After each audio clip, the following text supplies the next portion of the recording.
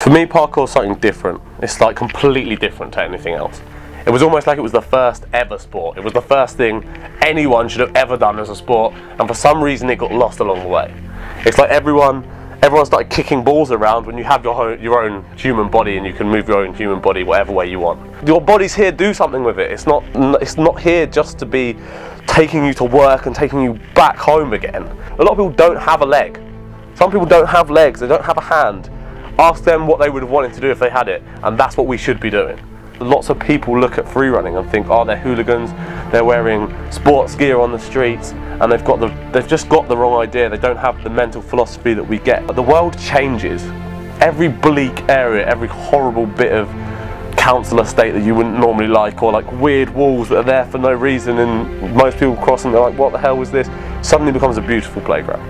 People say, oh, it's just gymnastics on the street. But in gymnastics, you have set equipment that's always the same.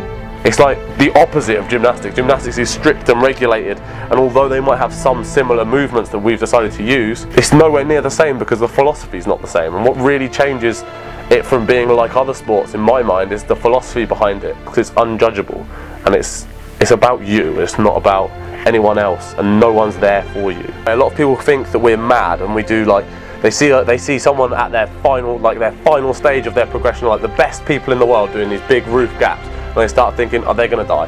They're fucking stupid. What are they doing? But then you don't see all the back prep, all the little things that they've done to build up to it. You don't see them jump 100 times on the floor at the same distance, and you can do it 100 times without failure. So what difference does it make when you go up on a roof? It makes no difference.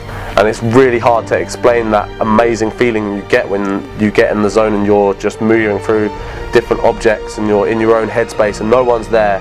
Or even if people are there, you don't even know they're there because you're so in tune with your own body and you're moving around and you know what you can do and what you can't do.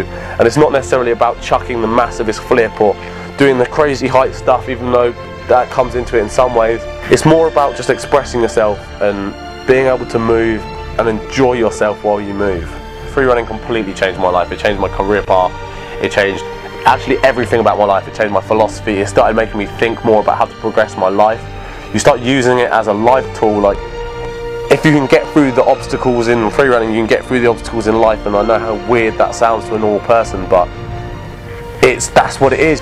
Everyone in the world should do some free running. One thing I said to someone once was, they were talking about how they got told off or they got shoved off of the place that we train all the time, and they were saying that it's weird because they think we're vandalising and they think we're causing trouble, and they were angry, but in reality they shouldn't have been angry.